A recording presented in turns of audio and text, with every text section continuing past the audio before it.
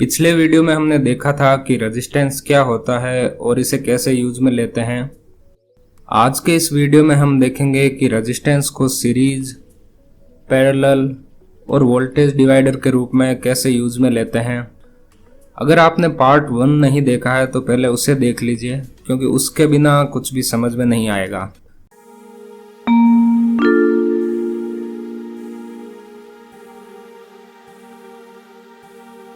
Resistance को हम दो तरह से यूज में ले सकते हैं। नंबर 1 पर है सीरीज और नंबर 2 पर है पैरेलल। सीरीज में रेजिस्टेंस को एक के आगे एक कनेक्ट किया जाता है। इस कनेक्शन में इक्विवेलेंट रेजिस्टेंस की वैल्यू दोनों के सम के इक्वल होती है।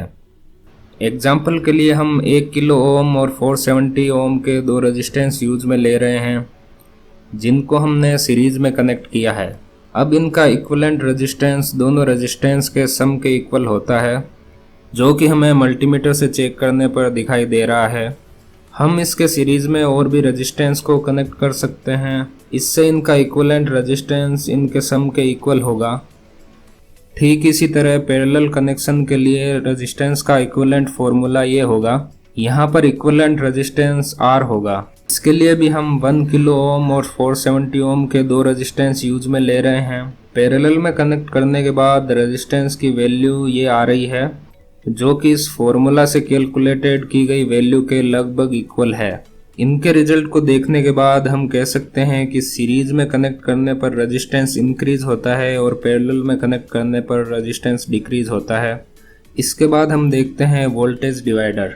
वोल्टेज डिवाइडर में दो रेजिस्टेंस को सीरीज में कनेक्ट किया जाता है और उन पर कुछ वोल्टेज अप्लाई किया जाता है और इनके बीच के कनेक्शन पॉइंट पर कुछ कम वोल्टेज मिलता है। इस वोल्टेज का फॉर्मूला ये होता है। एग्जाम्पल के लिए हम input voltage equal to 9 volt, R1 is equal to 1 kilo ohm और R2 is equal to 470 ohm use में लेते हैं, तो यहाँ आउटपुट वोल्टेज की वैल्यू ये होगी। इसे हम प्रैक्टिकली टेस्ट करने के लिए 9 वोल्ट की एक बैटरी यूज में लेते हैं और सर्किट को कनेक्ट करने के बाद हमें लगभग वही वोल्टेज मिलता है जो कि हमने कैलकुलेट किया था। अगर आप रेजिस्टेंस से जुड़ी कोई भी कैलकुलेशन करना चाहते हो तो ये एंड्रॉयड ऐप यूज में ले सकते हो। इस पर मैंने एक डिटेल्ड वीडियो बना रखा है, आप वो वीडियो डिस्क्रिप्शन में जाकर देख सकते हो।